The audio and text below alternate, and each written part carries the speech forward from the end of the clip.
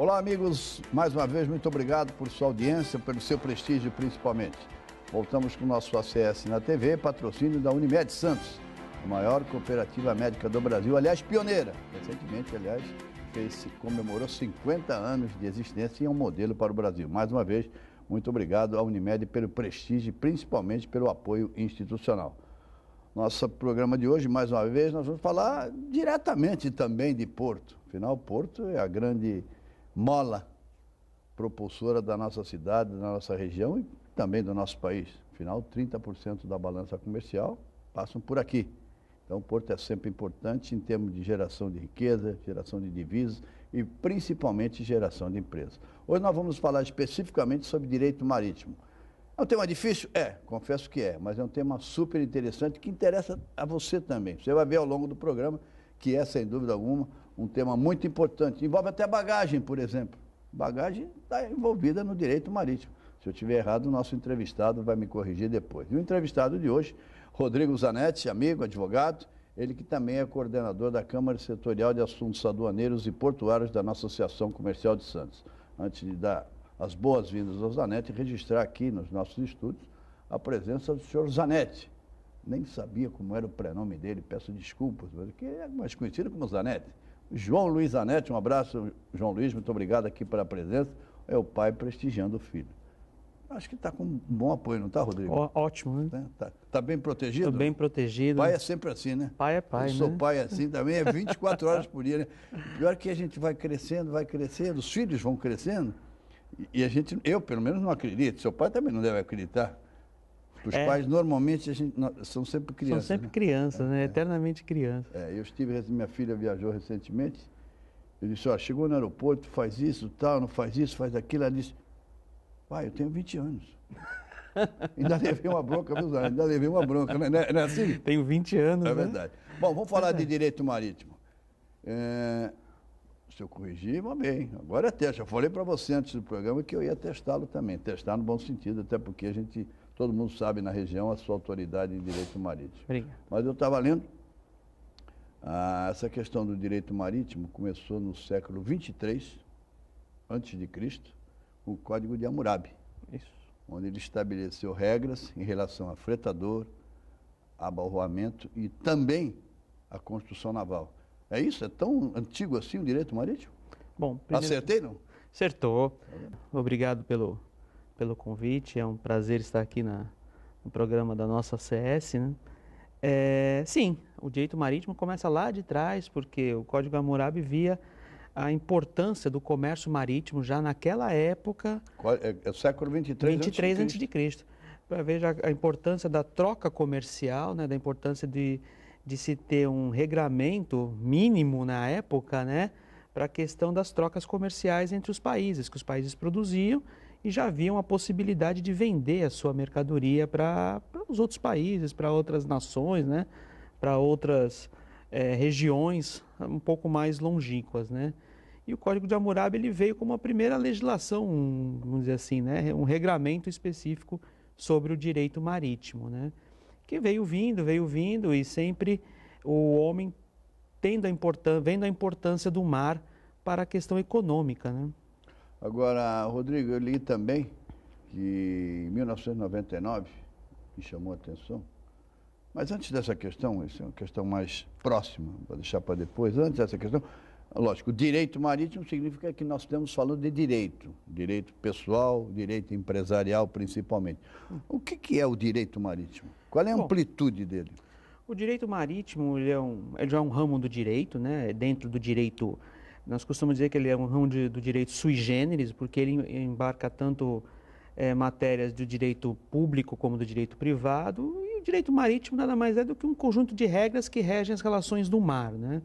Que relações do mar são essas? Relações envolvendo o que a gente chama de tráfico marítimo, né? Que é o comércio marítimo, tudo que envolve comércio, negociação, formas de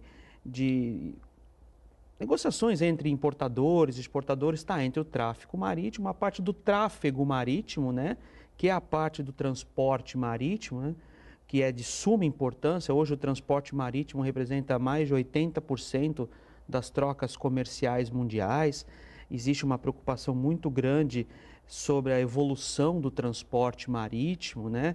Cada vez mais os navios estão sendo mais bem equipados, mais preparados tecnologicamente para esse transporte, que nós entendemos que nunca vai deixar de ser o mais importante nas trocas comerciais. Claro, temos as ferrovias, as rodovias, mas o transporte marítimo, por quê? Porque ele é mais eficiente, um custo mais baixo, né? E cada vez mais preparado para transportar mais mercadorias. Nós temos a questão das embarcações, dos navios, como você até falou no começo, a questão dos contratos dos navios, a importância do navio e a importância também, por fim, no direito marítimo, o que ele visa estudar? A questão dos homens do mar, que a gente chama, né? A questão de todas as pessoas envolvidas com o direito marítimo, como a figura do comandante, que é muito presente na nossa legislação, né? Apesar de que nós já temos projetos de navios sem comandante, sem tripulação, né? Não, os aviões hoje, ainda recentemente, eu estava conversando, surgiu uma questão que não vem ao caso agora, e eu liguei para um piloto para tirar uma dúvida. Eu adoro, sempre tive muito medo de viajar de avião. Hoje, graças a Deus, o Zanetti praticamente perdi o medo, mas a gente fica com aquele receio quando dá turbulência, ficar todo mundo em silêncio. Ah, não tenho medo, mas fica todo mundo em silêncio. Esse amigo meu, piloto, aliás, tinha um avião, vendeu, disse: Márcio, o avião hoje, ele pousa e decola até ser o piloto. É lógico que ele está na cabine, mas ele pousa sozinho e decola sozinho. Hoje nós já temos não vou nem falar em que é um projeto, já é uma realidade, né, de um navio que ele pode transitar sem nenhum tipo de tripulação, tá? É um navio construído por uma empresa norueguesa, né? E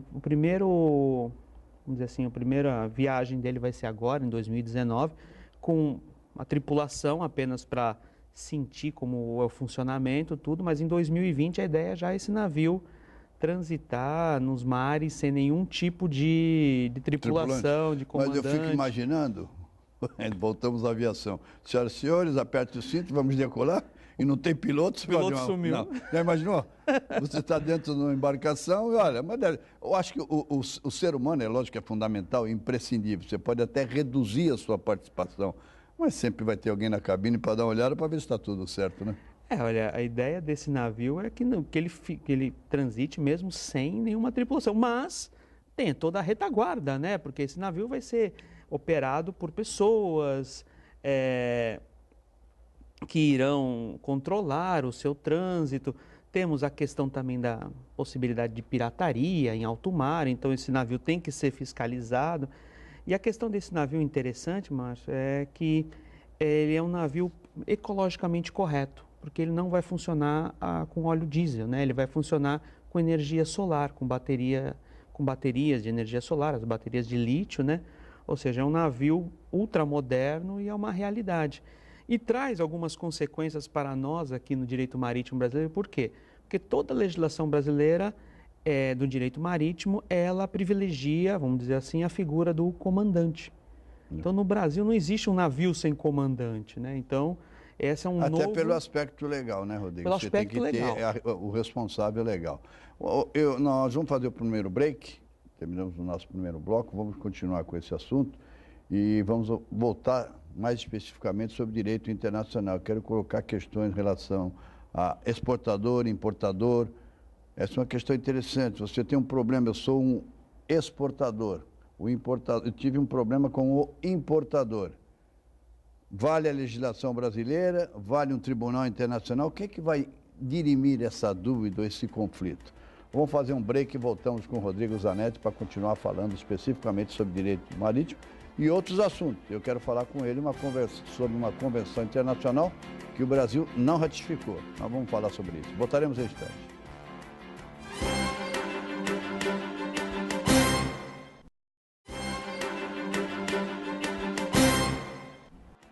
Voltamos com o nosso ACS na TV, o convidado de hoje, o amigo também, o Rodrigo Zanetti, ele que é coordenador da Câmara Setorial de Assuntos Aduaneiros e Portuários da nossa Associação Comercial de Santos.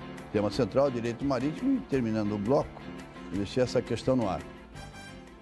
Dois pontos, Rodrigo, exportador e um importador, sendo que este importador, obviamente, é uma empresa estrangeira.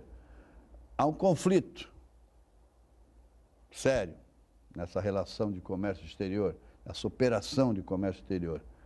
O que prevalece? Quem decide esse conflito? É um tribunal nacional, por, digamos, estar em águas brasileiras, ou é um tribunal internacional? Bom, primeiramente você tem que analisar se existe um contrato e o que o contrato diz, o chamado foro de eleição, né? Muitas vezes, pela dinamicidade do comércio exterior, esses contratos não são feitos, né? Então, a questão comercial envolvendo, ela pode ser, pela legislação brasileira, pelas leis de introdução às normas de direito brasileiro, permite que essa discussão seja feita em território nacional, tá? Ou possa ser levada, inclusive, dependendo das negociações, para uma Câmara de Arbitragem Internacional. Mas uma Câmara Internacional no país ou fora do país? Pode ser fora do país. Pode ser fora do país. Mas tem que estar convencionado em contrato? Tem que estar convencionado em contrato. É. Sempre lembrando que a relação entre exportador e importador, ela é vinculada também pelas regras dos incoterms, né, dos termos de comércio internacional. Mas aí é responsabilidade pelo trânsito. Agora, a responsabilidade pela consecução do contrato, isso tem que ser analisado. Se existe um contrato especificamente redigido que, não vou falar que é raro, mas assim, não é a prática, ou aplicação da lei do país, do exportador ou do importador. O Brasil, ele abarca, como eu falei, pelas essas leis, a possibilidade de ser julgado aqui. Mas as grandes questões de comércio marítimo são levadas para o Tribunal Internacional Arbitral, né? Eu falei há pouco sobre essa Convenção Internacional de 99, Convenção Internacional de Arresto, se eu não me engano, me corrija, por favor, você é o especialista. E que o Brasil não ratificou. O que é essa convenção e por que o Brasil não ratificou? Olha, essa convenção, ela trata sobre a questão dos arrestos de navios, né? O que é arresto? Só para explicar para o nosso telespectador, desculpe. Arresto de navio é uma prática que pode ser adotada por um credor, por exemplo, né? Que tem um crédito contra o navio, por exemplo, um fornecedor de navio que fornece suprimentos. Aí o navio ancora aqui, atraca aqui, ele entra na justiça, arresta, segura o navio aqui, é isso? Isso. Seria uma tradução simplista? Prende o navio aqui, né? O fornecedor de navio fornece, o navio não paga, vamos dizer assim, e o que resta para esse fornecedor de navio, por exemplo, né? É a questão de prender esse navio aqui, né? Ou seja, aí precede uma medida judicial, obviamente. Precede uma medida judicial, né? Hoje nós não temos mais as cautelares, mas hoje uma tutela você consegue prender, arrestar, segurar esse navio aqui para quê? Para que ele cumpra com a sua obrigação ou dê uma carta garantia ou faça um acordo, né? Para que ele possa continuar a sua viagem, né? Mas é um meio de coerção para quê? Para que haja o pagamento. E essa convenção fixou, como toda convenção, né, ela dá uma norma geral sobre a questão do arresto. Só que aqui no Brasil não foi recepcionado ainda, né, vamos dizer assim, porque sempre pode ser recepcionado, porque o Brasil encontrou algumas incongruências, algumas falhas na legislação que... Por isso não ratificou? Por isso que não ratificou, porque atingem principalmente as transportadoras marítimas, né? Que às vezes podem se ver por questões mínimas ter arrestado um navio. E um navio parado é um prejuízo enorme, né? Então, milhares de dólares. Milhares de dólares. Um navio parado é uma questão muito maior que, por exemplo, um container parado, né? Então... Agora, Rodrigo, outros países também não ratificaram ou foi só o Brasil? Não, somos uma exceção. Não, outros países também não ratificaram, né? Por exemplo, os Estados Unidos, eles estão analisando também, ainda não ratificaram, né? E alguns países da Europa que agora não me recordo, mas eu sei que ainda não é uma legislação totalmente ratificada no mundo, né? E o Brasil está, consequentemente, com certeza deve estar trabalhando esse assunto para eventualmente ser um signatário futuro ou não. Sim, sim. O Brasil, ele é muito reticente nos acordos internacionais, nas convenções, né? Nos acordos, grandes acordos internacionais relativos ao mar, né?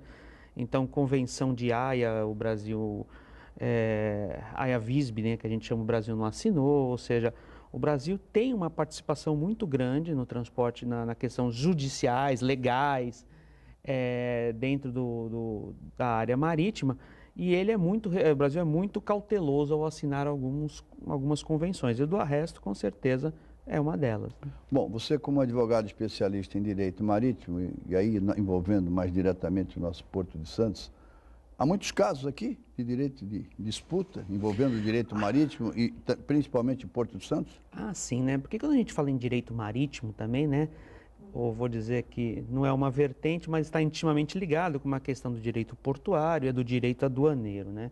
Então, por exemplo, questões de importação, exportação, questões de, a gente tem muito aqui no Porto de Santos, questões de sobreestadia de container, a famosa demurrage, a questão de importador que não paga armazenagem, né, que é cobrada pelos terminais portuários, questão de agentes de carga que não entregam o conhecimento de embarque marítimo por falta de pagamento, ou pagamento a menor, ou agente de carga que não pagou lá fora o transportador marítimo e o importador necessita desse conhecimento de embarque para realizar a importação, muitas questões comerciais. E nós temos também, né, isso nós estamos falando de questões mais ou menos privadas, né, entre importador, exportador, agente de carga, os NVOCCs, os operadores de navio sem, operadores de carga sem navio, né, vamos dizer assim, né, o Non-Vessel Operator Common Carrier.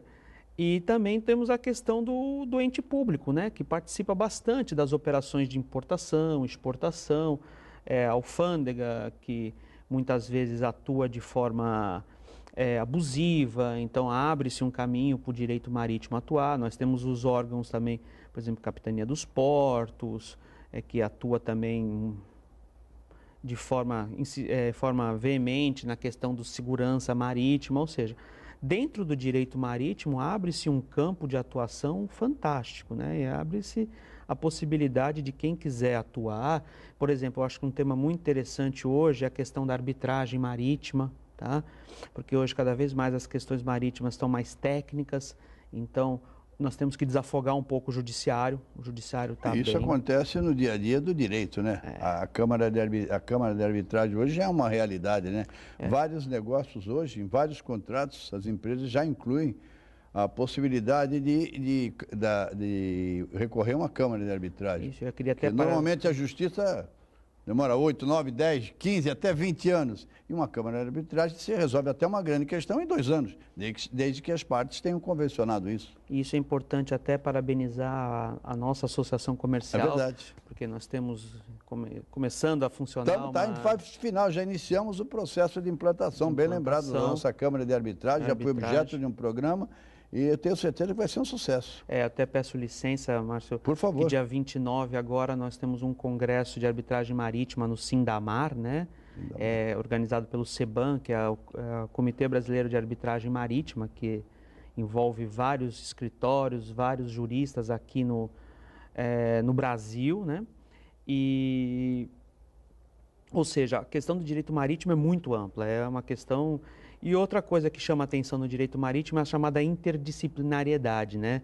Ou seja, o direito marítimo envolve várias matérias, né? Sim. A gente fala em direito civil, direito penal, direito comercial, então... Pela própria amplitude do assunto, a gente fica imaginando até onde vai o tradicional direito marítimo. Nós vamos fazer o nosso segundo e último intervalo e voltaremos em instantes com o Rodrigo Zanetti. Eu quero saber também o papel da autoridade portuária nesse contexto do direito marítimo, e também nós vamos falar de um congresso, um seminário que nós estamos idealizando e vai ser na CS, em parceria também com a TV Tribuna, sobre direito marítimo.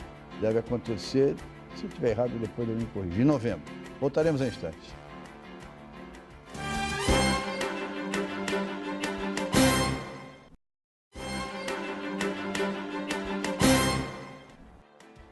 Voltamos com o nosso ACS na TV, entrevistado de hoje, o convidado de hoje, da nossa Associação Comercial, associado também, Rodrigo Zanetti, advogado e especialista em Direito Marítimo. Aliás, Direito Marítimo é o tema central desse nosso programa. Terminamos o segundo bloco.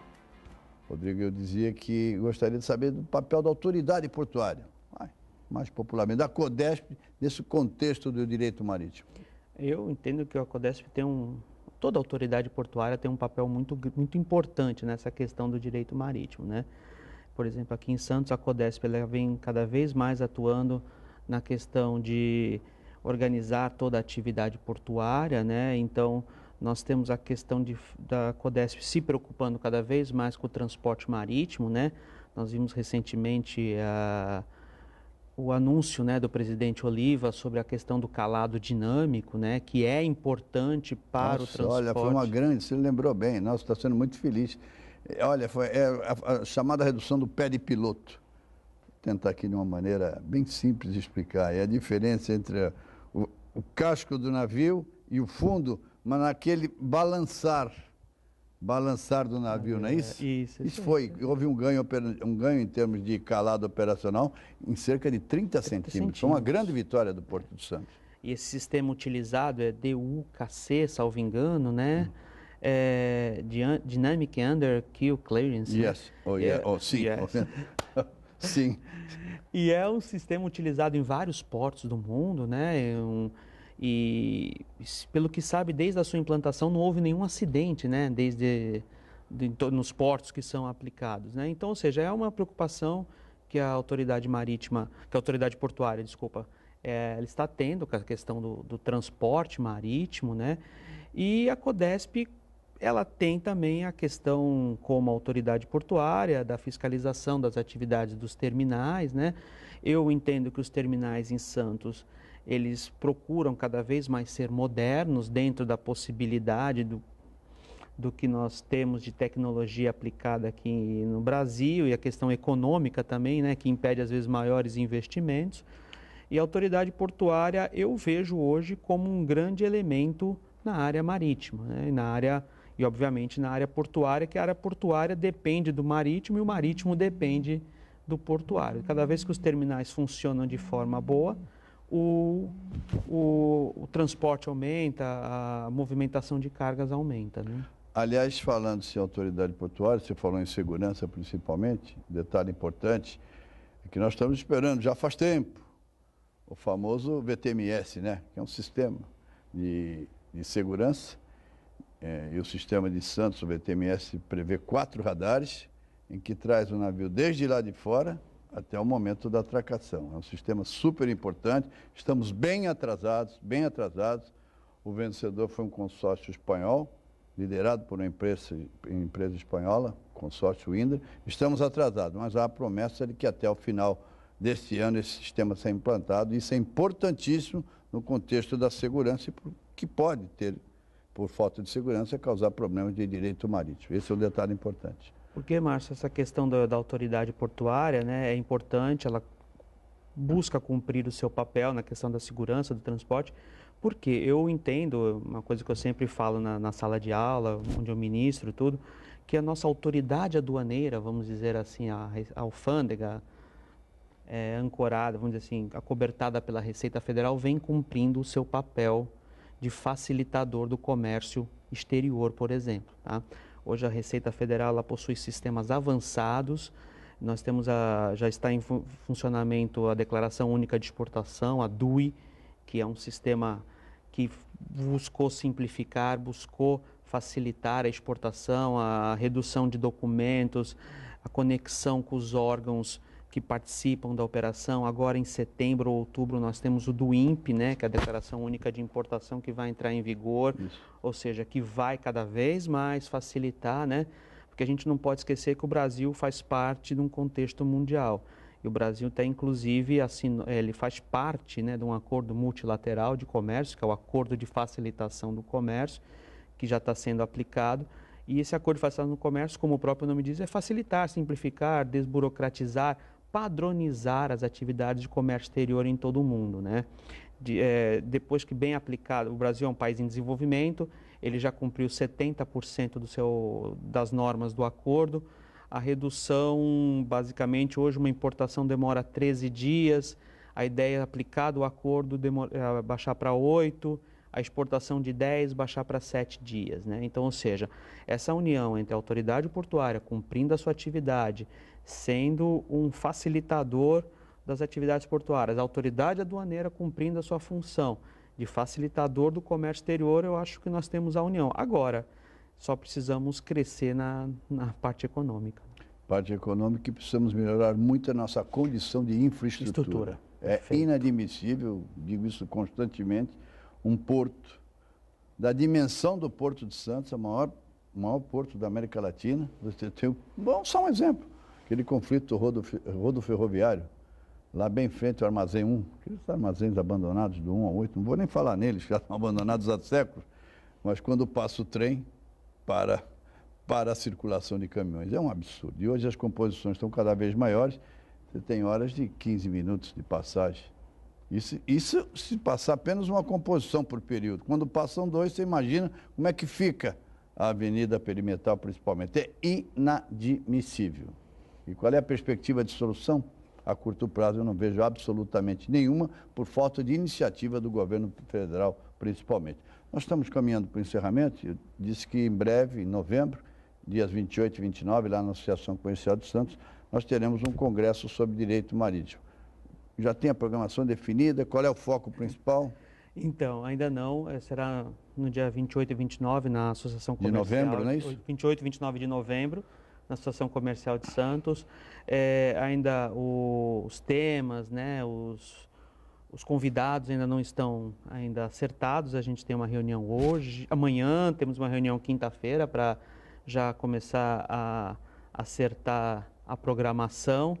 É um congresso que vai ser organizado pela ABDM, que é a Associação Brasileira de Direito Marítimo, seção São Paulo. Nós temos a ABDM matriz, que é no Rio de Janeiro, mas esse evento será organizado pela ABDM São Paulo, que é presidida pelo Dr. Oswaldo Samarco, o secretário Dr. Marcelo Samarco, e nós estamos organizando este evento para quê? Para discutir os temas mais relevantes do direito marítimo e com certeza vamos falar de direito aduaneiro e direito portuário, principalmente a questão da regulação, né? A participação da ANTAC, da Autoridade Portuária, e na área aduaneira a participação dos intervenientes do comércio exterior.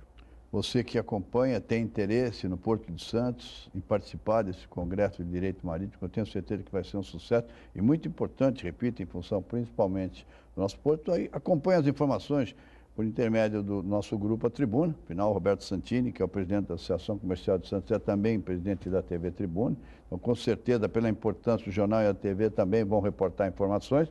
E através do nosso site, acs.org.br, você vai ter informações gradativamente. Está em fase ainda de planificação, mas em breve você terá todas as informações e com certeza teremos um grande público e um grande debate, porque o assunto é realmente muito importante. Rodrigo, infelizmente terminou. Quando o programa é bom, passa rápido. Muito obrigado pela sua presença. Eu tenho certeza que discutimos um tema interessante.